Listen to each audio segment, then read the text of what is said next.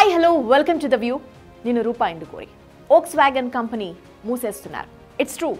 జర్మనీలోని ఈ cars company ప్లాంట్లు close చేస్తున్నారు. 87 ఇయర్స్ వోక్స్‌వ్యాగన్ హిస్టరీలో ఫస్ట్ టైం ఇలా ఈ జర్మన్ మ్యానుఫ్యాక్చరింగ్ యూనిట్స్ క్లోజ్ చేయడం సెన్సేషన్గా మారింది. వి ఆల్ నో జర్మనీకి చెందిన famous car company Volkswagen.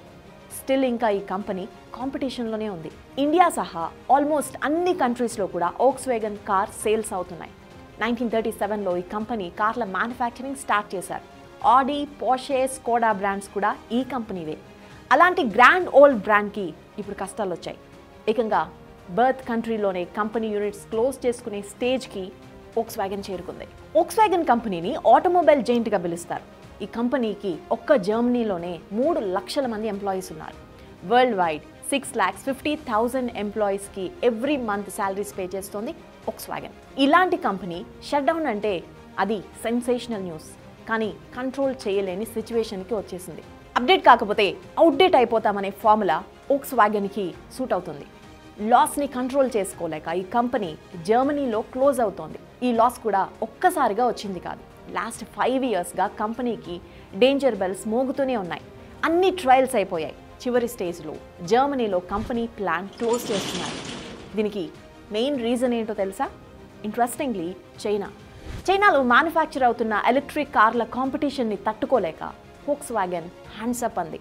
Cell phones వచ్చిన కొత్తల్లో మోటరోలా, నోకియా బ్రాండ్లకు ఎంత క్రేజ్ ఉండేదో మనందరికీ తెలుసు కదా. ఆ తర్వాత చైనా కంపెనీలు వచ్చి మొత్తం మార్కెట్ని గ్రాబ్ చేశాయి.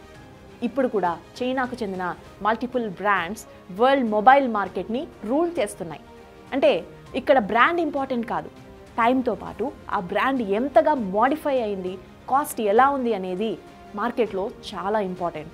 సో ఆటోమొబైల్ ఎగ్జాంపుల్సే ఒక్కసారి తీసుకుందాం. హీరో, హోండా, సుజుకి, యమహా ఇలా రకరకాల బైక్స్ మార్కెట్లో ఉన్నాయి. వాటికే కాంపిటీషన్ ఉండేది. ఓలా ఎలక్ట్రిక్ స్కూటర్ మార్కెట్లోకి వచ్చాక ఈ బ్రాండ్స్ అన్నీ సైడ్ అయిపోయాయి.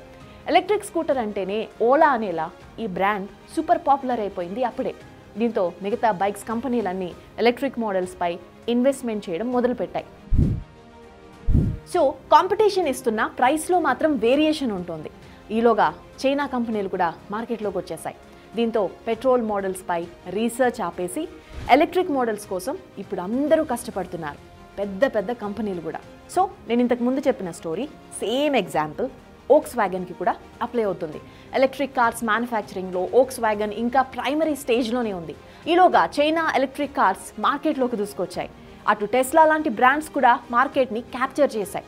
ఇంకేముంది, వోక్స్‌వ్యాగన్ బిజినెస్ ఆటోమేటిక్గా డల్ అయిపోయింది. వోక్స్‌వ్యాగన్కి చైనా పెద్ద మార్కెట్గా ఉండేది. ఇప్పుడు అదే కంట్రీలో లోకల్ కంపెనీలు ఎలక్ట్రిక్ వెహికల్స్ మ్యానుఫ్యాక్చర్ చేస్తున్నాయి. ఫర్ ఎగ్జాంపుల్ BYD, లియో, లీ ఆటో, జీపెంగ్ వంటి కంపెనీలు ఈవీస్తో మార్కెట్ని క్యాప్చర్ చేశాయి. ఇయర్ బై ఇయర్ వాటి సేల్స్ ఇంక్రీజ్ అవుతూనే ఉన్నాయి. 2022 కంటే 2023 34% సేల్స్ పెరిగాయట. 2023తో కంపేర్ చేస్తే ఇయర్ ఆగస్ట్ వరకు 20% గ్రోత్ కనపడుతోంది. ఈ నంబర్స్ పెరుగుతుంటే పెట్రోల్, డీజిల్ కార్ల నెంబర్స్ తగ్గుతున్నట్టు లెక్క. ఈవీస్ మార్కెట్ వోక్స్‌వ్యాగన్ని బాగా దెబ్బకొట్టింది. ఈవీ రాకముందు చైనా మార్కెట్లో వోక్స్‌వ్యాగన్ సేల్స్ టాప్లో ఉండేవి. 3-4 ఇయర్స్లో సీన్ మొత్తం మారిపోయింది. ఈవీస్ మార్కెట్ పెరిగింది, వోక్స్‌వ్యాగన్కి డిమాండ్ పడిపోయింది. పెట్రోల్, డీజిల్ కార్స్ మ్యానుఫ్యాక్చరింగ్ తగ్గింది, ఆటోమేటిక్గా షేర్ వాల్యూ పడిపోయింది.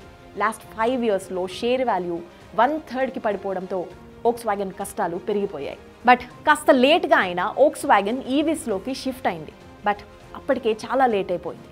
వోక్స్‌వ్యాగన్ బ్రాండ్ ఈవీస్ని మ్యానుఫ్యాక్చర్ చేసిన ప్రైస్ కాంపిటీషన్ని ఫేస్ చేయలేకపోయింది. 4 ఏళ్లుగా యూరోప్లో ఎకనామిక్ క్రైసిస్ అండ్ వరల్డ్ వైడ్గా ఉన్న సిచ్యువేషన్స్, కోవిడ్ భయాలు, war moments Europe countries economic గ్రోత్ని బాగా తగ్గించిన విషయం మనందరికీ తెలిసిందే. సో శాలరీస్ తగ్గాయి, కంపెనీలు ప్రాఫిట్స్ తగ్గాయి, పీపుల్ ఎక్స్పెండిచర్ కూడా తగ్గింది. సో వీరంతా చైనా నుంచి వచ్చే లో కాస్ట్ ఎలక్ట్రిక్ కార్స్నే ఇష్టపడుతున్నారు. దీంతో వోక్స్‌వ్యాగన్ కాంపిటీషన్ ఇవ్వలేకపోయింది. ఇక్కడ ఇంకో ఎక్స్పెరిమెంట్ కూడా జరిగింది. వోక్స్‌వ్యాగన్ చైనాలోని ప్లాంట్స్లో ఇన్వెస్ట్మెంట్ పెట్టింది. అక్కడ మ్యానుఫ్యాక్చర్ చేసి యూరోప్లోకి కార్స్ను ఇంపోర్ట్ చేయాలనుకుంది. కానీ ఆ ప్లాన్ కూడా వర్కౌట్ కాలేదు. చైనీస్ ఈవీస్పై యూరోపియన్ యూనియన్ ట్యాక్స్ని పెంచింది, 38%కి ఇంక్రీజ్ చేసింది. దీంతో వోక్స్‌వ్యాగన్కి మళ్ళీ షాక్ తగిలింది. కాస్ట్ కటింగ్ కంపల్సరీ అయింది. సో ఈ కాస్ట్ కటింగ్లో భాగంగా వోక్స్వాగన్ జర్మనీలోని ప్లాంట్స్ను క్లోజ్ చేస్తోంది. ఎంప్లాయీస్ లే ఆఫ్స్ కూడా అనౌన్స్ చేసింది.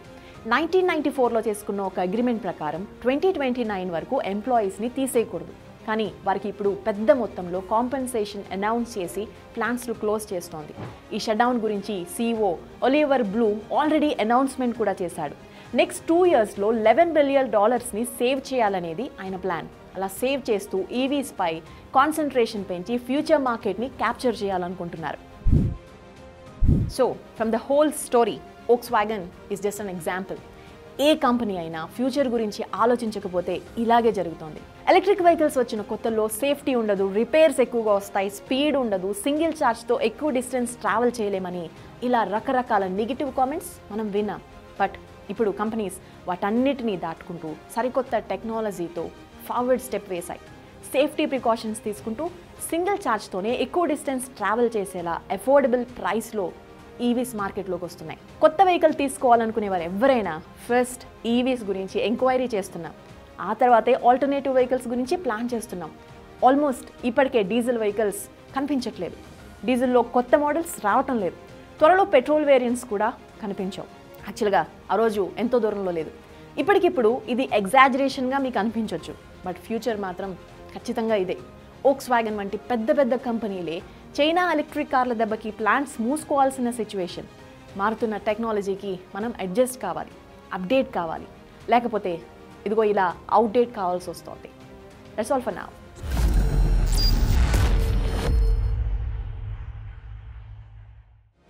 ఇలాంటి మరిన్ని ఇంట్రెస్టింగ్ టాపిక్స్ కోసం ఇప్పుడే సబ్స్క్రైబ్ చేయండి బిగ్ టీవీ ద వ్యూ ఛానల్ని.